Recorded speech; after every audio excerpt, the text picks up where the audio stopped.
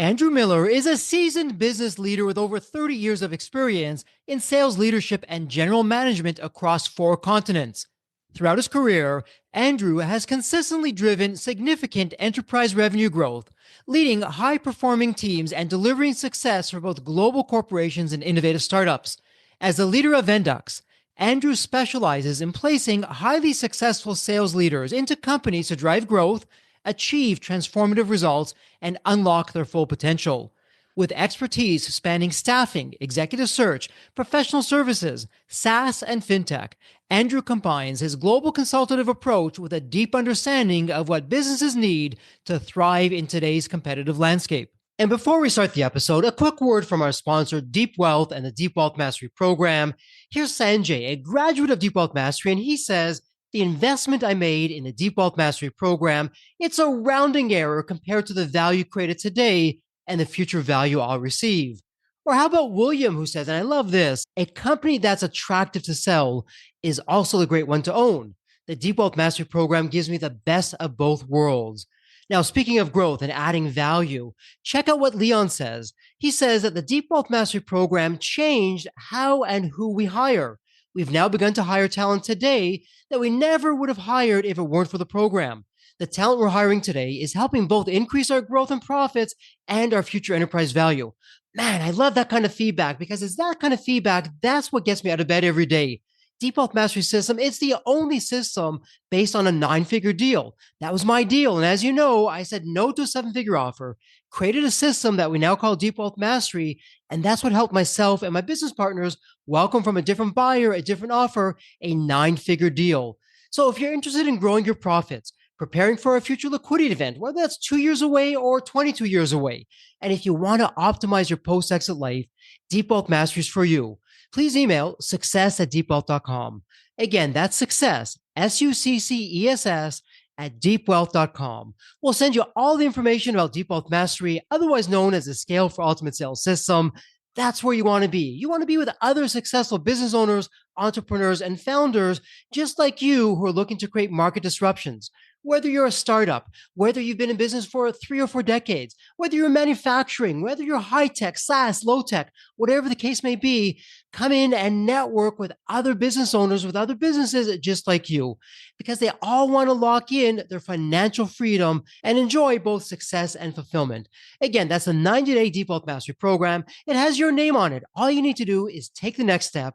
Please send an email to success@deepwealth.com. Deep Wealth Nation, welcome to another episode of the Deep Wealth Podcast. And I love rhetorical questions. Here's one for you, Deep Wealth Nation. You probably believe that you have the best mousetrap in town, but are you the world's best kept secret? Would you love to increase your sales, increase your profits and growth, and even create a market disruption? And of course, you're saying, yes, Jeffrey, all around to all those questions. Well, if you're asking those questions, stop your search. You've come to the right place. You heard the official introduction. We have a very special guest in the House of Deep Wealth today.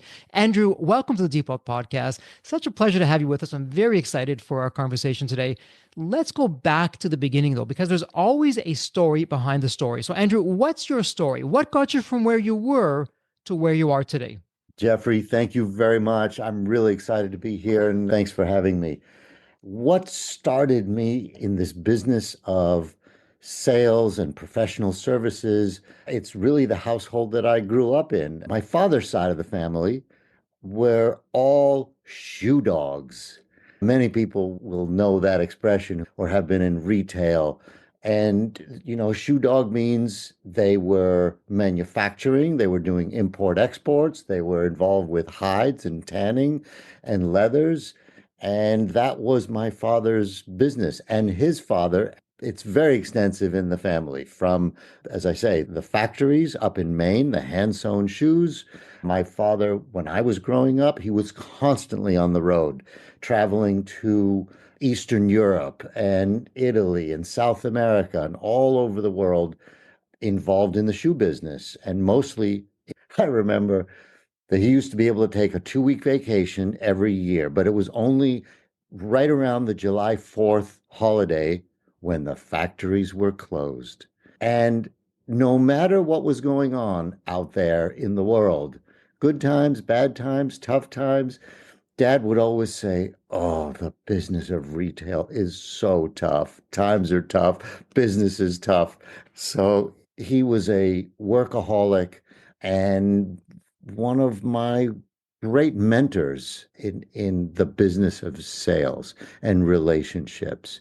He had friends and relationships all over the world. People would come to see him in New York, and he would travel, and sometimes he would bring us on trips to Italy and Europe and South America as well. Love that story. My goodness, as you're talking about that, so many memories of my childhood, Andrew, growing up with my grandfather, who's a consummate salesman on the road.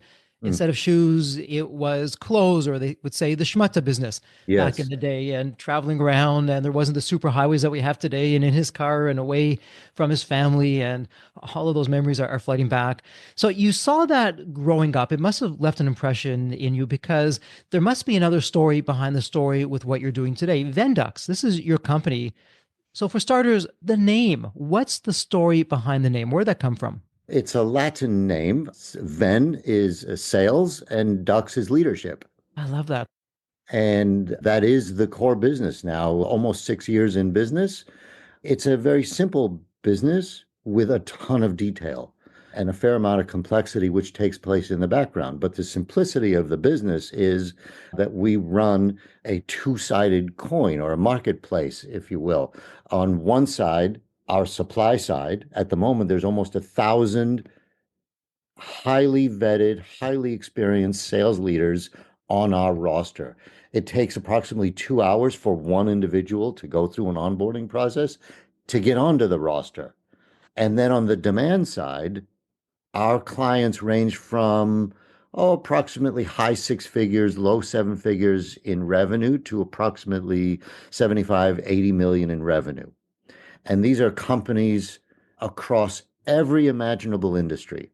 We work with CEOs, entrepreneurs, business owners, and no matter the industry, the pain points are always similar. There's absolutely a rhyme to the kinds of sales challenges that every company has. And we often see maybe 20, 25, 30 different kinds of problems, quote unquote problems, which are consistent across every company, whether it's transitioning from a founder led sales environment to a sales led sales environment, or hiring a first head of sales, or a replacement, or launching a new division or a product, etc., or building a team, for example. So these are the kinds of things we see regularly. So, from the Latin Vendux, sales leadership, absolutely love that.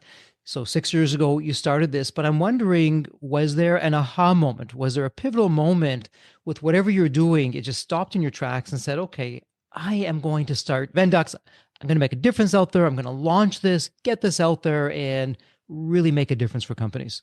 Well, yes, the aha moment was when the founders of the company we've left corporate jobs, which Mhm. we've had for years and years, the classic climbing the corporate ladder kind of role, and wanting to change our lives and the lives of others. And we have our own clients, and we see many, many, many other senior executives who have extensive and deep experience in their domain areas, their Mhm. functional areas, and they are available. They want to work. They may not want to work full time and 60 hours a week. So we see tremendous expertise and talent on the supply side. Mhm. And we see on the demand side a changing marketplace where skills and expertise are increasingly available on demand. This is exacerbated by COVID, but it's not just a COVID thing. It's a changing landscape out there where companies, especially early stage companies, have become in a position to find talent as needed during times that they need it, whether it's fractional legal expertise or marketing or HR or fractional financial or CFO services. So it's the same kind of industry. And the lane that we carved out for ourselves is sales leadership. It's incredible. And we're going to get to that sales leadership in just a moment. if you look at the market disruption the technology has created with fractional, and we say fractional, and for many people, it can mean different things. For me, though, when we say fractional, look at what the internet, the technology, the high speed bandwidth has done. Nobody owns movies. We now lease our movies. Nobody owns back in the day record albums anymore or CDs anymore. It's now we're leasing all of that from various music platforms, music services that are out there. And the same thing in business. Actually, this morning with a family member, we're having this conversation. Back in the day when Embanet was just going and we're getting out there, the thought of telling a customer, I'm not going to fly out to you. Let's have this over the phone. Now, there wasn't video back in the day, but let's have a phone call. You were considered impolite. You were considered rude. You probably wouldn't get the business. Whereas today, everyone prefers, for the most part, yeah, let's hop on a virtual call like you and I are doing right now, Andrew. So the market disruption and particularly COVID accelerated all of that. But to me, and you can share with me, Jeffrey, you're on base or off base, what hasn't changed despite the technology and everything else, it's human nature. And that is me having the ability to sell my company out there, to grow it, get new customers, do what I do really well, but have other people in the company, the superstars, get out there and really sell the services, the goods, or the products. It still seems to be a challenge for so many companies. And would love some of your insights on that. Have things really changed, or has that been more or less the same, just different technology? Where are we on that? You are definitely not off base. The challenges are more complex, though. The dynamics Mhm. of the need for entrepreneurs, young companies to get out there and sell their services and get exposure and find clients remains. But the complexity of the landscape, the market has changed dramatically, as you allude. So, one thing that we can all leverage now is the technology, the means to get out there, whether it's the campaigns, the email, the social media, LinkedIn, the platforms, the ease to which we can connect with others, for example, through Zoom and Teams. So it has become incredibly easy on the one hand to leverage tools and technology. But what does that mean on the other hand? On the other hand, it means there's an incredible amount of noise out there. So the barriers, in a way, the technology has facilitated our ability to get out there. But on the other hand, there are many, many, many more hurdles to get to the people that we want to get to, or that we think would want to hear our story, because we're all in the same boat. The noise level is incredibly high. So it has made getting to the right person much more difficult. Andrew, I couldn't agree more. And I may date myself with my next comment, observation, and question. I'm going to share it with you anyways. During my e-learning company, when we were getting up and out there, we did not have social media. So Mhm. Instagram, Facebook, YouTube, you name the social platform and whatever is going to be ahead for us, all of that did not exist. And believe it or not, we were using good old fashioned a printed letter or an email, which people for decades has been saying, oh, it's not going to last, it's going to go out. But we were using that. And when I look at what's going on today with social media, and I speak with marketers, and I have entrepreneurs and founders coming onto the Deep Wealth podcast, my observation has been social media has blurred the ability to sell. People are so inundated, and it's all about likes and clicks and reactions and comments, but that doesn't pay the bills in my books. I will take 5 likes, but 100% sales on a fewer number of prospects than having a million likes and no sales. And so, from my perspective, it really feels and seems as though the ability to sell, the ability to get through to the decision maker, it's really not on social media for the most part. If we're talking particularly business to business and we're talking really higher end kinds of things, that it's still the good old fashioned human contact and that leadership that is so really so much needed, but is missing out there. Where are you on that? What are you seeing?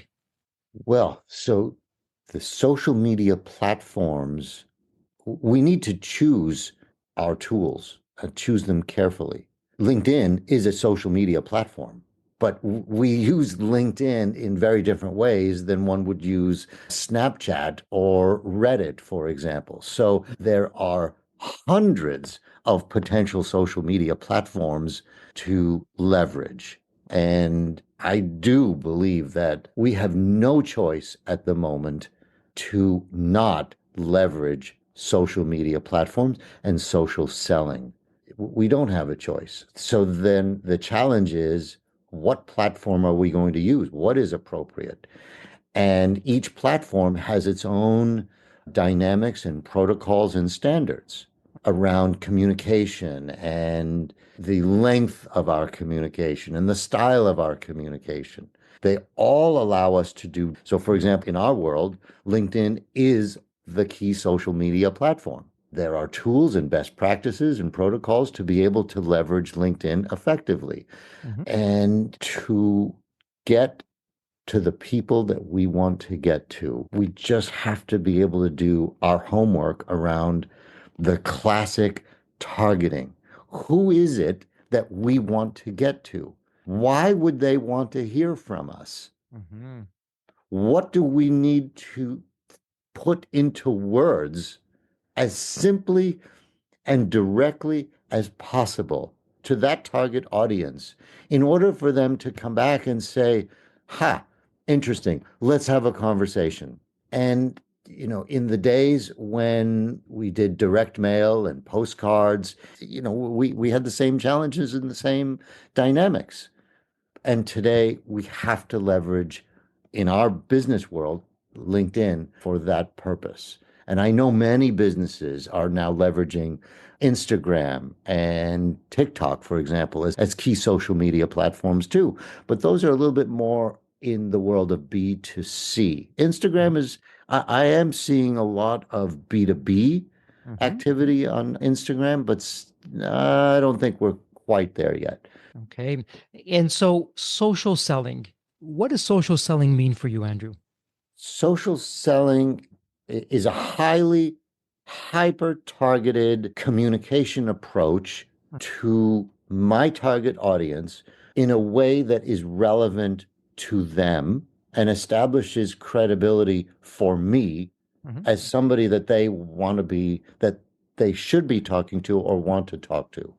It's the establishment of credibility, it's hyper personalization, and it is providing a very clear, unique reason for the other side to want to have that conversation. It is as opposed to, generic messaging that you send out the same basic message to hundreds or thousands of people. It's very specific, hyper personalized, and it's research driven.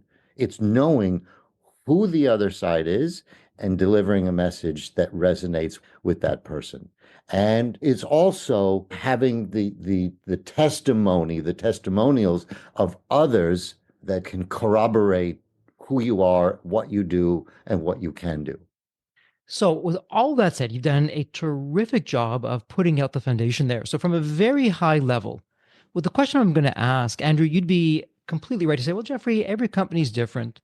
Their journey, where they're at, where they're not at, it's hard to answer. And I get that. But back of the envelope, when a prospective customer comes to you, Andrew, I have problem A, B, and C. Are you seeing that same problem? Is it one, two, maybe three problems that you're seeing consistently across different companies, different industries, that there's some general patterns that most companies are facing? And if you are, what will those be? Yes, for sure. There are consistent patterns over the ages with companies. The only difference is the size, the scale, the number of zeros attached to a problem or a challenge, and industry language. Every single company on the planet is the same at two basic levels. Every company makes something and sells that something. There are two functions or two processes that bind, whether it's Boeing or Apple on the one hand, or the corner bakery on the other. We make stuff and we sell stuff. And every other function, every other process in every company is built around supporting these two processes, making stuff and selling stuff and getting it out to the customer. So that's That's my perspective, is my experience at the highest level. So when you come, that's the 60,000 foot view, and then you bring it down to the 20 or 30,000 foot view. There, when it comes to the selling process, every company has the same essential set of challenges. Who is my customer? What problem am I solving with that customer? What problem do they have that I can solve uniquely? What is the message that I am communicating to that prospective customer that's going to get that customer to listen to me and give me a slice of their time to understand how I can potentially solve their problem? That's it. Those are the common themes among every company that we talk to. And so, with that in mind, so you've identified what's going on. And I love how you took what could otherwise be a very complex area and you said, well, actually, Jeffrey, here's really what you need to know. It's very basic. Every company is doing one of two things, no matter the size, if startup, gazillion-dollar company. So, with that said, what is Vendex doing when you're coming onto the scene? What does that look like with the talent pool that you have and your experience and insights? Walk me through that. Sure. So Vendux is the matchmaker between the two sides that I described. One, the supply side of those nearly Mhm, 1,000 executives on our roster, and the demand side. Companies in the approximately between a million in revenue and about 75, 80 million in revenue. So we're in the middle. We are driven by the demand side. Those are our clients, our prospects. mhm, We deeply understand every single client's issues, challenges, objectives, aspirations in a consultative way. So we would have a 30-minute discovery call to get to know each other. After that discovery call, if both sides feel that it's warranted to follow up, we will have another 30 to 45-minute deep dive scoping call where mhm, we are understanding the challenges of that client. And coming out of the scoping call, we will then, assuming that turns into a mandate and assignment, mhm, then we're going into the roster and leveraging some very sophisticated algorithms that we've built to mhm, find the best match for that client's problems. And 9 times out of 10, when we are bringing one executive to the table, that's the mhm. right person for the role and the challenge. It's a very consultative, deep dive process to find the best match for a particular set of issues with one client. And so, with that said, again, you can share, Jeffrey, you're on base or off base. Here is what I'm hearing you tell me. Jeffrey, we're not like every other recruiter out there. We only specialize in top rank talent in the sales area, hence our name, Vendux, sales leadership. So, unlike a general recruiter who, yeah, we're doing sales, but we're doing all these other things, we are just sales leader. It's done on a fractional basis. And given your algorithm, if I can use that word, given your algorithm, I'm not going to send you 5 or 6 or 7, even 10 candidates. I will usually get it right in the first one or two. And I'm providing to you world class talent and probably talent on your own you likely wouldn't have the budget for, but because they work with us and it's fractional, we can spread that cost across different companies. Yes, you now have the budget for that and you're getting the best of the best in terms of sales talent specifically. How am I doing with that? You're doing great, but you hit on a number of different salient points. But yes, at the most fundamental level, we're a hybrid recruiter, a sales consultancy, executive search firm, all in one. And Mm-hmm. with the main focus of bringing the exact right sales leadership talent to the table for every unique client set of requirements. And the vast majority of assignments are fractional. So a young company can leverage senior sales and business development and leadership talent for 1 day, 2 days, 3 days a week on a month-to-month basis. It's like, Mm-hmm. a subscription service for sales leadership.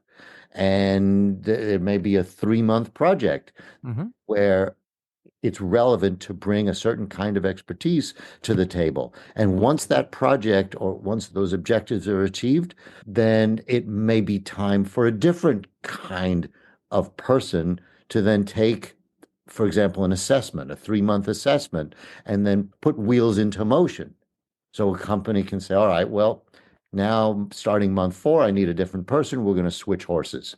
So that's also something that we can easily help with in our model. But yes, and it's exclusively focused on sales and business development leadership. And so I can see what's in it for me as a customer. I'm coming to you and I can now access world class talent. Maybe if I was a bigger corporation, I would likely have the budget to do that. But as a smaller business, that's just not in the cards. And that talent probably wouldn't be as attractive to me as a much larger company. So you're filling that gap.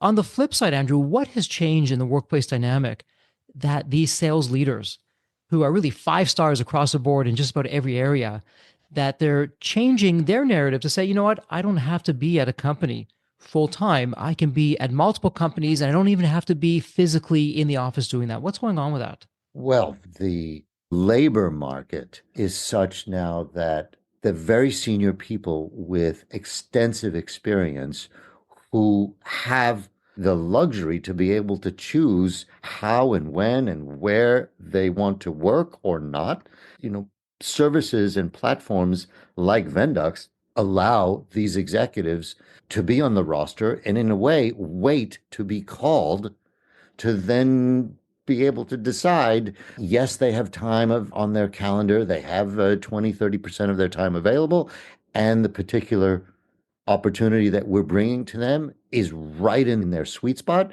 So they say, yes, that's a perfect opportunity for me. It's great timing. I do have time available on my calendar. Yes.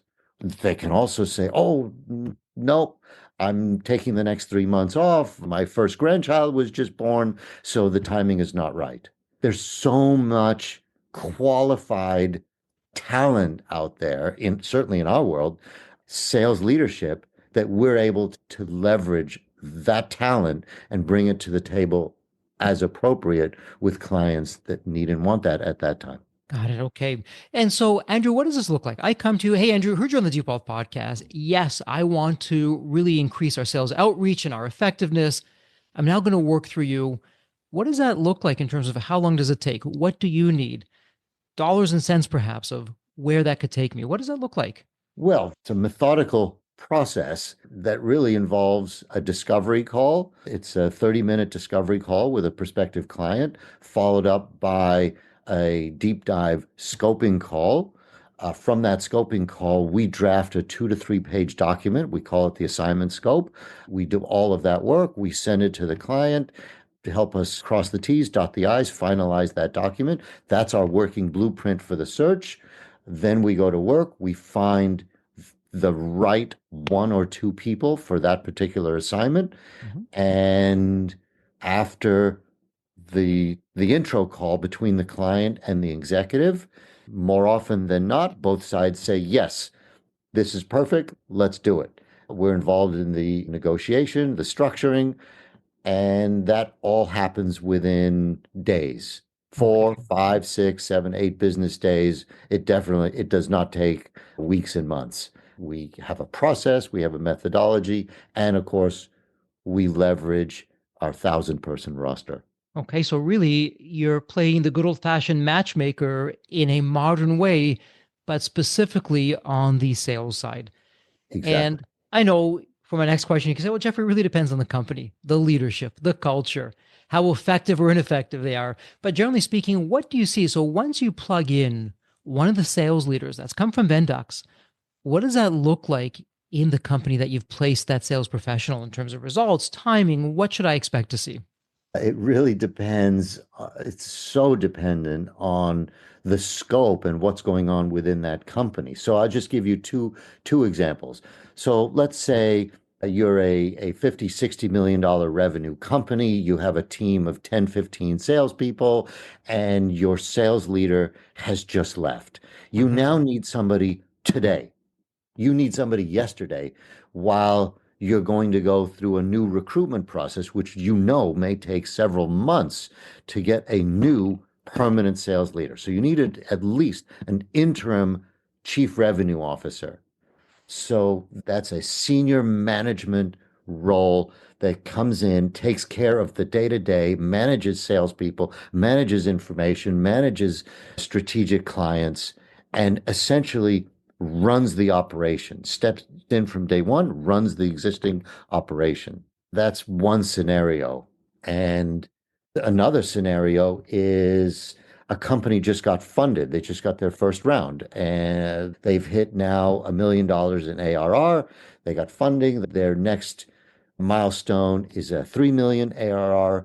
And part of the funding is going to go to hiring their first sales leader to help the company transition from a founder-led sales environment to a sales-led sales environment. So the sales leader is going to come in and really take over from the CEO and the business owner, build playbooks.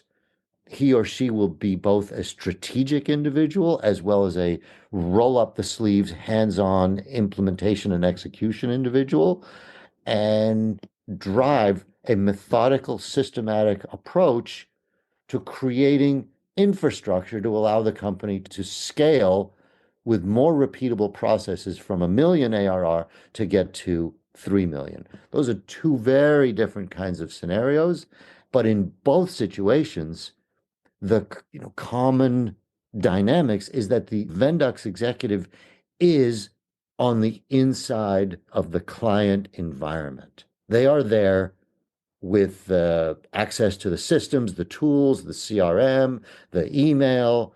They are on Zoom meetings every day, every week. They're doing what's necessary as though they're an insider. So interesting. So really, it's a done for you sales leadership solution. If you find yourself in a time crunch, something happened, who knows? Someone on the sales team, one of your leaders left, and you need to fill the gap while you look for a much longer term solution, or you have a new opportunity that comes up, but you've got to act fast because the marketplace waits for no one. Andrew, you, your system, your team of 1,000+ sales leaders, you're there to helicopter in very quickly, stable things out, get things going in the right direction so the company can figure out next steps. How am I doing with that? Yes, perfect. And the reason that we're able to move so quickly is, again, we have our own roster. These are highly vetted individuals. We have a sophisticated set of algorithms in our matching system that allow us to get a lot of information about every executive on the roster. So we can put in keywords, narratives, descriptive terms, illustrative terms, quantitative terms. We can put that in our matching engine, hit the return key, and we get a list of executives who are deemed the best match for that particular situation. And we see exactly why with all those illustrative and quantitative terms. And Andrew, let me ask you this. And I find myself nodding my head what I'm about to say because I hear this from entrepreneurs all the time. And as an entrepreneur myself, with my own startups, with my own established businesses, same issues happen with me. And the one common complaint I hear from entrepreneurs, Jeffrey, when it comes to sales, I've never been able to figure it out. The salesperson does the best sales job in the interview itself. I bring them on board and it's all downhill from there. I've wasted countless time, effort, and money. And I find that happens again and again and again, Andrew. So, what are you doing in your vetting process? How do you know you really have that superstar versus someone who talks the talk, but there's really not a lot behind that? That's a great point. We have been there, done that. We understand that game so well. And we screen out for hyperbole as best as we can. Hmm. We do. But those are flags that we look for on the supply side and we screen out as appropriate. On the demand side, with our entrepreneurs and early stage CEOs who don't come from a sales, marketing, front office environment. These are engineers, they're product people, they're domain experts. They've built a better mousetrap. We do coach them in a way. We advise, we coach around best practices and what to look for and how to best leverage their sales leader that they're going to get from us. So that's part of the business around coaching and advisory and consulting. So, it's really behind the scenes, it's your tried and true experience, your insights, the technology with the algorithms, and I suspect some intuition along the way to throw into that mix. That's really for you guys making the difference in terms of, okay, Jeffrey, here is the one or two candidates that I feel are going to be the best fit for you. And come out of that, hey, Andrew, absolutely, you're right. Couldn't have done any better ourselves. That's some of the secret sauce behind what you're doing. Yes, we're doing a lot of table setting, a lot of communication on both sides in the prep work, the vetting, the interviewing, the screening, the clarification and the reiteration of expectations Mhm. and style and chemistry and the good, the bad, the ugly, so that when the two sides finally meet for the first time, the business owner and the prospective fractional executive, our intention is that they will already feel like they've met, they know each other, and they're coming in to the first meeting having been warmed up. And we try to take all surprises off the table from the beginning, assuming after that initial meeting, both sides say, yes, let's do this. Then all of the work around expectations and budgets and timing and scope have already been taken care of. And then it's a quick closure to get the relationship off the ground. What a terrific way of addressing such an opportunity. If we miss the opportunity, there may not be a company because, again, the best solution, service, or product, if people don't know about it, if people aren't purchasing it, there's no company. And yet, the right person with the right vision, the leadership, the experience has the ability to take that out to the marketplace, do the right things, work with the team. That can make all the difference. And Andrew, let me ask you this before we go into wrap up mode.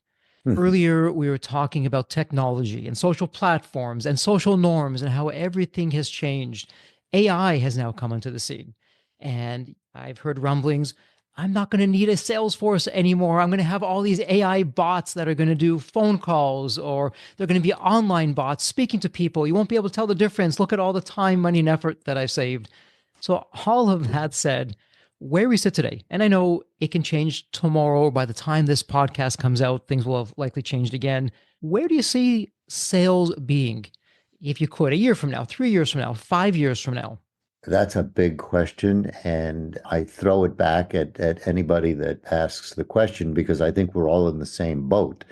It depends who we are, what we're looking for, what we're buying, and how we want to engage with company. There will be times, and there are times now, when we all want to deal with humans. We want personalized service. We want attention. We want that human touch based on the certain kinds of products and services that we're interested in. There are other times when we don't want to deal with humans. Humans get in the way. Humans are just added friction. So we want to be able to find exactly what we want, order it, and engage seamlessly with companies. I just had for the first time, and I'm so surprised that it was from a Chinese restaurant in downtown San Francisco. I was astonished at their AI voice system when I called to make a reservation. It is the most advanced AI voice capability that I have experienced to date among any company. And I couldn't believe it was a Chinese restaurant. But this AI agent introduced herself, whatever the name is. Hi, I'm Annabelle, and I'm here to help you. Just tell me what you'd like. And essentially, I'm engaging in a conversation to reserve a table for 8 people for a Sunday brunch. And it was extremely accurate. It was highly effective. And it was all done with an AI agent within a 90-second call. She had the most polite, interactive, intelligent voice that helped me instantly book that table for 8. She took my phone number, she took my email address. Within seconds, I had a text message that the table was confirmed for this exact time and date, and it was all done through AI.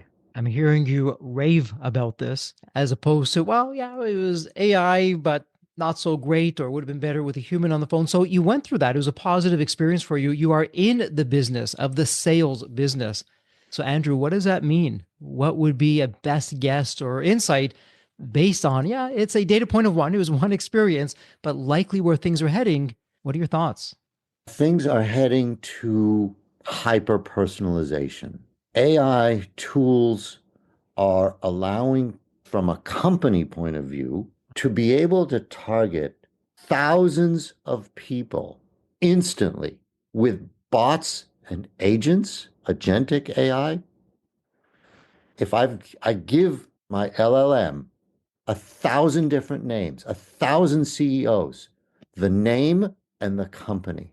And these agents will go out instantly and get all available public information about these CEOs and then come back to me with profiles of everything that they've done, written, speeches that they've given, articles that they've commented on, podcasts that they've been on. And then my LLM will be able to write hyper personalized individual messages to each of the 1,000 CEOs for me to be able to market to them and send a message to them in a hyper personalized way. So when those 1,000 people are receiving my message, they're going to feel like I have sat down and taken the time to craft each message individually, uniquely, and highly personalized. That's where we're going.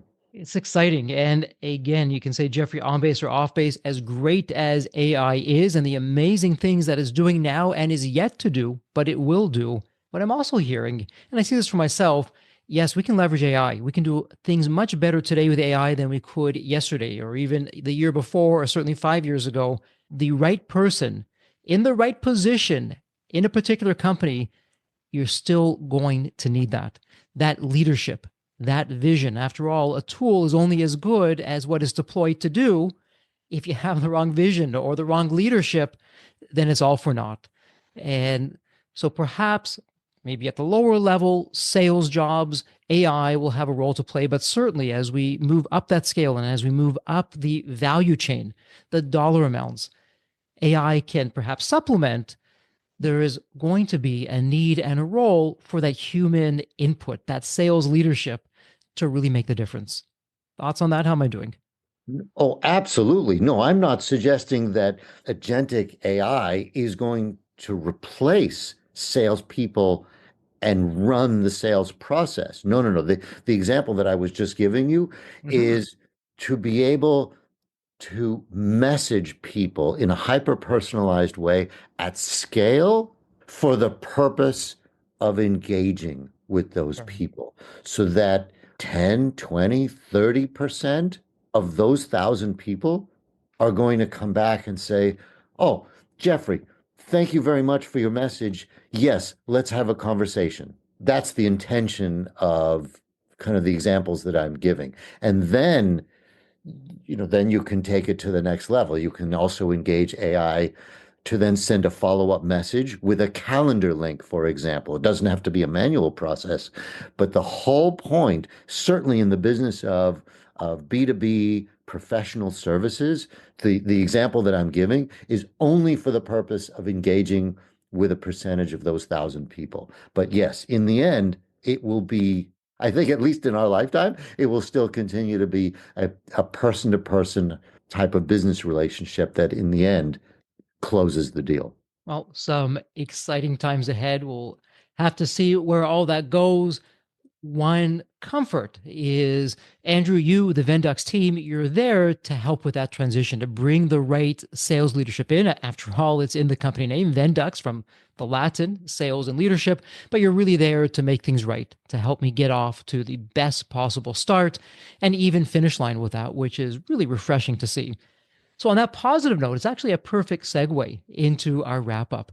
And here on the Depot podcast, Andrew, it's our tradition. It's really my privilege, my honor, where every single guest, I ask the same question. It's a really fun one. Let me set this up for you. When you think of the movie Back to the Future, you have that magical DeLorean car that can take you to any point in time. So, Andrew, the fun part is tomorrow morning, you look outside your window, and not only is the DeLorean car curbside, the door's open, it's waiting for you to hop on in, which you do, and you're now going to go back to any point in your life. Andrew, as a young child, a teenager, whatever point in time it would be, what would you tell your younger self in terms of life lessons or life wisdom? Or, hey, Andrew, do this, but don't do that. What would that sound like? That's such a wonderful question. I do remember the DeLorean car. You probably don't know, but when I was in college, I had the extraordinary opportunity to go on an exchange program with China. So this is now in 1981. I was a freshman in college. I signed up to be one of the first group of American undergraduate students to go on an exchange program with China. And we did that. I learned Chinese. I spent quite a bit of time in China. I started a company in China, and it was a transformative time in my life. So from the earliest part of my career, I was an entrepreneur, thrown into the deep end in a completely new, foreign, unique environment. And it was one of the most special times in my life. So my advice to my young self and to any others would be keep an open mind, be flexible, roll with the punches, be as deliberate as possible on the one hand, with respect to what you want to do, what you like to do, what you're good at doing. But on the other hand, life throws curveballs every day at us. So don't be dogmatic, roll with the punches, be flexible, be resilient, and embrace opportunities and doors that open in front of you. I love that. Roll with the punches. Be flexible, be resilient so you can embrace and welcome those opportunities that perhaps you never planned for, but it's there. It's showing up. Walk through that door, perhaps you otherwise wouldn't have. It's absolutely terrific advice. And Andrew, before it's an official wrap up, a listener, they have a question. They want to speak with you, the team. They have an assignment for you. Where would be the best place online for someone to reach you? Andrew.Miller at Vendux, Vendux. Please, I welcome any and all outreach. And ideally, just mention the Deep Wealth podcast, and you will get a special place in line. Andrew, a true sales professional. Forget the socials. Here's my email. Just email me and I'll be right in touch with you. That's how it's done. You are in style, my friend. Absolutely love that. And Deep Wealth Nation, it doesn't get any easier. Everything is in the show notes. It's a point and click.